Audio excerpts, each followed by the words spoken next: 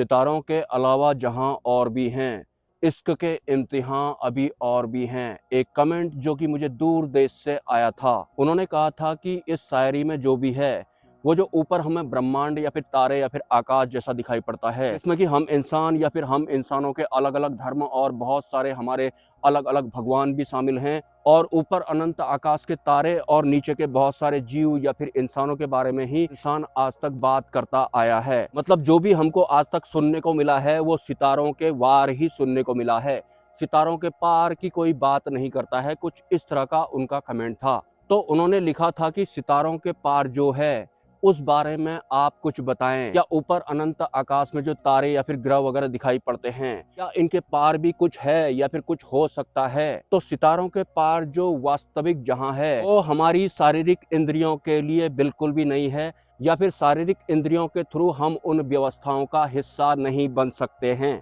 और शारीरिक इंद्रियों में शामिल है हमारी बुद्धि, हमारा मन और बहुत तरह की जो हमारी इंद्रियां होती हैं जो कि हमें महसूस करवाने का काम करती हैं। इन सब का इस्तेमाल करके भी हम सितारों के पार जो जहां है उस तक नहीं पहुंच सकते हैं, उसे महसूस भी नहीं कर सकते हैं, वर्णन करना तो दूर की बात है। लेकिन वास्तव में सितारों के पार जो जहां है वो ऐसा बिल्कुल भी नहीं है।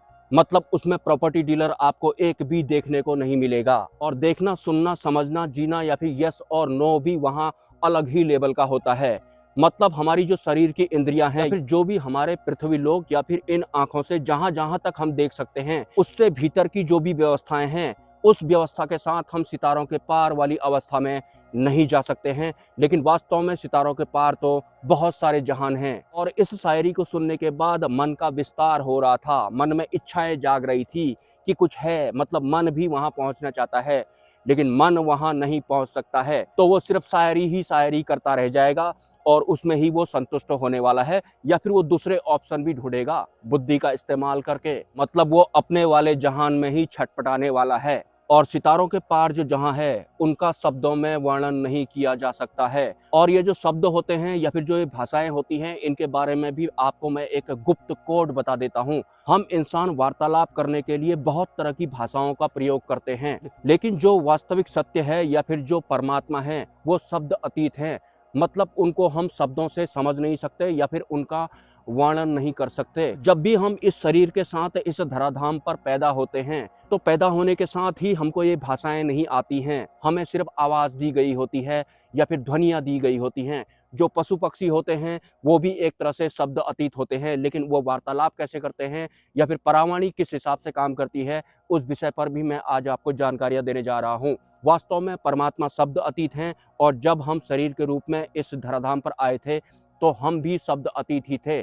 हमारे पास सिर्फ ध्वनि थी जो कि हम आवाज़ कह सकते हैं, लेकिन उसके बाद इस आवाज़ का या फिर इस ध्वनि का विस्तार हो जाता है। मतलब हम शब्दों में फंस जाते हैं, उलझ जाते हैं। तो अगर इस भौतिक संसार के किसी भी विषय को हमको जानना या फिर समझना होता है तो हम भाषा का प्रयोग करते हैं, मतलब शब्दों का प्रयोग करते हैं, मतलब हम शब्दों के अधीन हैं। लेकिन जब हम शरीर के रूप में इस पृथ्वी लोक में आए थे तो शब्द नाम की कोई चीज नहीं थी, सिर्फ आवाज थी या फिर सिर्फ ध्वनि थी। तो जैसे ही ध्वनि का विस्तार हुआ तो उसके बाद हम शब्दों के मायाजाल में फंस गए, और उसके बाद हम इस भौतिक संसार में शब्दों का प्रयोग करके ही एक दूसरे को समझते हैं। लेकिन पशु पक्षी ऐसा नहीं करते हैं। मतलब जो पशु पक्षी होते हैं वो हम इंसानों की तरह शब्दों वाली भाषाओं का प्रयोग नहीं करते हैं। सच बताऊं तो वो ध्वनियों का प्रयोग भी नहीं करते हैं। जो पशु पक्षी होते हैं वो कॉन्शसनेस टू कॉन्शसनेस बात करते हैं। मतलब अगर किसी पशु पक्षी ने टू करी तो आपको ये नहीं समझना है बुद्धि का इस्तेमाल करके कि टू का मतलब ये होता होगा। मतलब जो पशु पक्षी होते हैं वो चेतना टू चेतना बात करते हैं,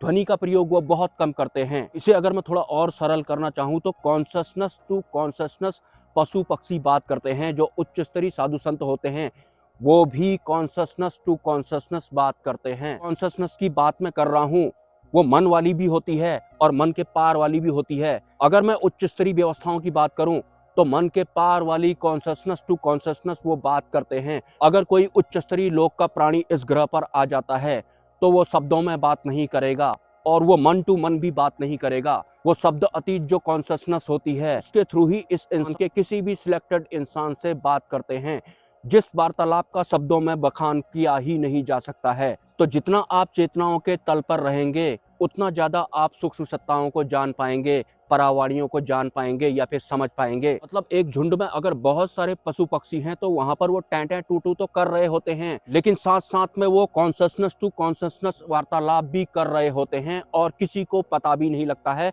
इंसान अगर उन्हें समझने की कोशिश भी करता है तो वो पशु पक्षियों की ध्वनियों में ही अटक जाता है। और जिस तरह की बोली या फिर ध्वनि पशु पक्षियों के कंठ से निकलती हैं, ठीक उसी तरह की बोली या फिर ध्वनि जब हम पैदा हुए थे हमारे कंठ से भी निकलती थी, लेकिन उस ध्वनि का बाद में विस्तार हो जाता है, हम शब्दों के मायाजाल में फंस जाते हैं। उसके बाद हमारी आंतरिक व्यवस्था बन ही ऐसी जाती है कि जब तक हमें शब्द नहीं मिलेंगे तब तक हम किसी भी विषय को समझ नहीं सकते हैं। इसलिए भी आपने सुना होगा कि जो पशु पक्षी होते हैं उन्हें सूक्ष्म जगत के जो सत्ताएं होती हैं वो बड़ी आसानी से दिखाई पड़ती हैं, जो एक आम इंसान को, जो कि बुद्धि और मन का गुलाम होता है, उसे नहीं दिखाई पड़ती हैं और ना ही समझ में आती हैं। और अगर दिखाई पड़ती हैं तो भी उसे समझ में नहीं आती हैं, क्योंकि वो बुद्धि और शब्दों में ही फंसा हुआ होता है।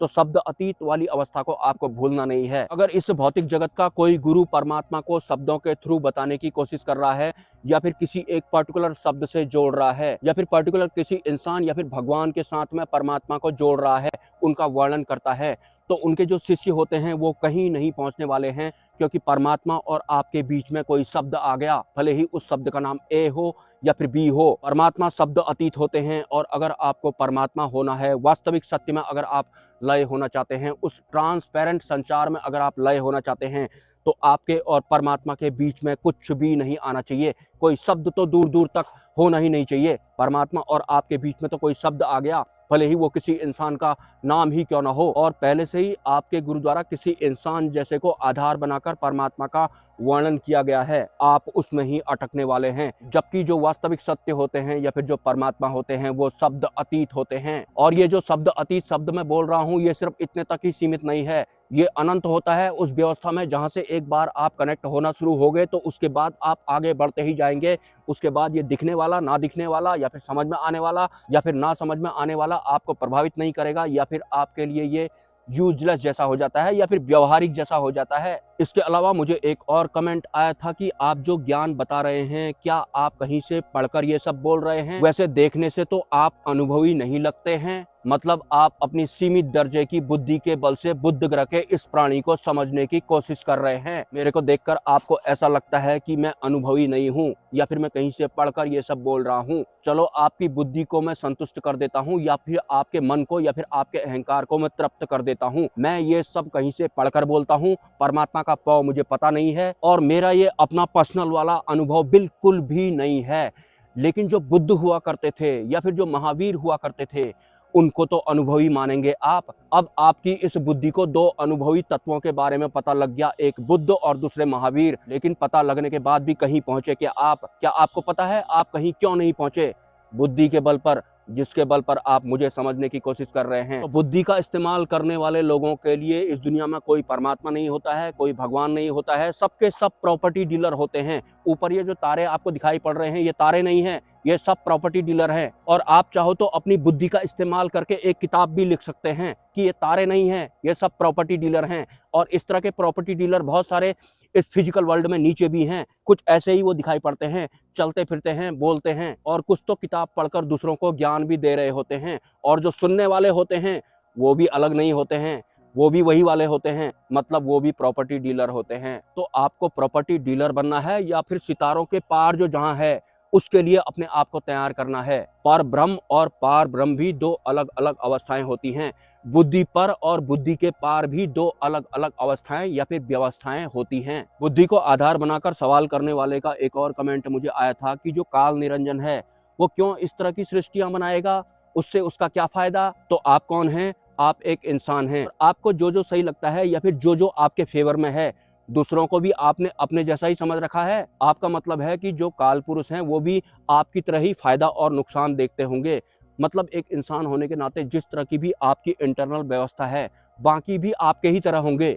एक इंसान होने के नाते आपको इस शरीर को जीवित रखने के लिए भोजन ग्रहण करना पड़ता है और हवा की जरूरत भी आपको पड़ती है। लेकिन इसका बिल्कुल भी ये मतलब नहीं है कि इस शरीर को जीवित रखने के लिए जिन जिन व्यवस्थाओं की आपको जरूरत पड़ती है अन्य सत्ताओं को भी उसी व्यवस्था की जरूरत पड़ती होगी। उसके ठीक अपोजिट भी तो वो हो सकते हैं। मतलब खाना नहीं खाएंगे तो वो जीवित रह सकते हैं, जहां ये हवा नहीं होगी तो उनके लिए वो स्वर्ग होगा। और मे भी ये जो पत्थर आपको दिखाई पड़ रहा है, जब तक इस पत्थर का अपने आप ही बुरादा नहीं बन जाएगा तब तक उनको संतुष्टि नहीं मिलती होगी या फिर तृप्ति नहीं मिलती होगी। और मे भी हो सकता है वो इस पत्थर को जीते हों, उनको जीने के लिए हवा की या फिर हम इंसानों की तरह अनाज की जरूरत बिल्कुल भी नहीं पड़ती है। ऐसा क्यों नहीं हो सकता? हो सकता है जब आपको बुरा लगता है या फिर जब आपको पेन होता है या फिर जब आप दुखी होते हैं या फिर जब आप रोते हैं, तो वो वाली जो चेतनाएं होती हैं, ये रोने वाली या फिर पेन वाली, वो उनका भोजन भी तो हो सकता है। ऐसा क्यों नहीं हो सकता? इंसान तो इंसान के अलावा दूसरे पेड़ पौधों को भी नहीं जानता है। और आप बात कर रहे हैं काल निरंजन की, और उसके बारे में किस तरह से आपने समझने की कोशिश की कि इस तरह की सृष्टि बनाकर काल निरंजन को क्या फायदा। अरे इस तरह की सृष्टि बनेगी जो आपको विचलित करेगी, तभी तो आपका दिमाग लगातार चलते रहेगा, तभी तो आप इन सबको जान जान के अपने अंदर भरते रहेंगे और एक दिन आप अपने आप को ही भूल जाएंगे, मतलब वास्तविक स्वरूप को ही भूल जाएंगे। इस टॉपिक पर मैं 72 खरब वर्षों तक चर्चा कर सकता हूँ। मिलते हैं किसी नेक्स्ट वीडियो में। नमस्कार।